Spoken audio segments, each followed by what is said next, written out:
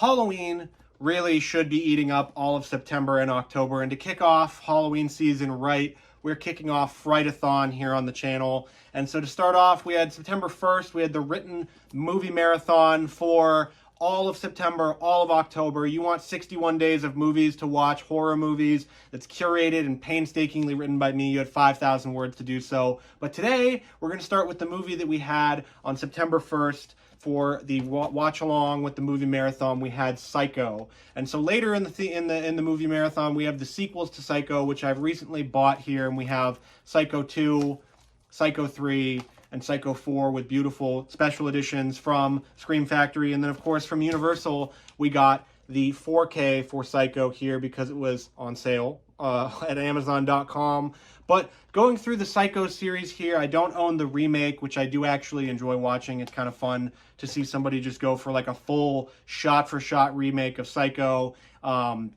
It's interesting to see Vince Vaughn as Norman Bates because Anthony Perkins is obviously so fantastic in this movie. But Psycho was really the movie that started it all. It shocked audiences. It just absolutely turned the world upside down for horror movies. Without Psycho, you wouldn't have basically anything that we have today. You wouldn't have Halloween. You wouldn't have Friday the 13th. You wouldn't have Texas Chainsaw Massacre without Alfred Hitchcock's movie, Psycho. But for Psycho, with the rest of the films, you had sequels that came much later. You had Psycho 2, which came in 1983, almost 23 years after the first movie. Psycho 3, you had in that's Psycho 4. Psycho 3, you had in 1986, and then Psycho 4, you had in 1990 with Anthony Perkins starring as Norman Bates, and all of them in varying movies almost, where Psycho is sort of that proto-slasher. You have the shower scene, and you have some other scenes that are very terrifying in that film.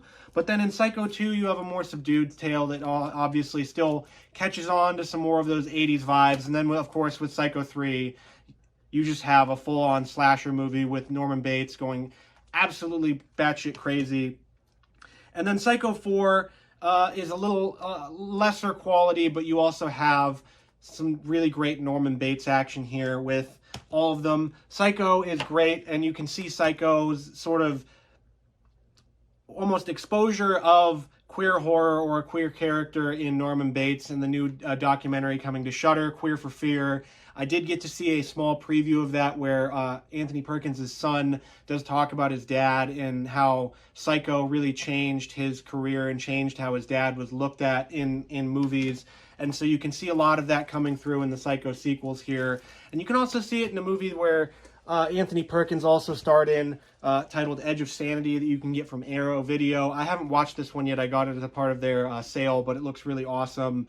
And, you know, he plays another Psycho in this movie, apparently. So we'll have to see when we get to Edge of Sanity. But just to kick off the movie marathon, you can kick it off no better way than Psycho. Or you can watch Psycho with the sequels here and get a little bit different taste of what Anthony Perkins or Norman Bates is all about. Have you seen the Psycho sequels? I've seen them on streaming and everything, but I just got the Blu-rays recently to complete the collection here.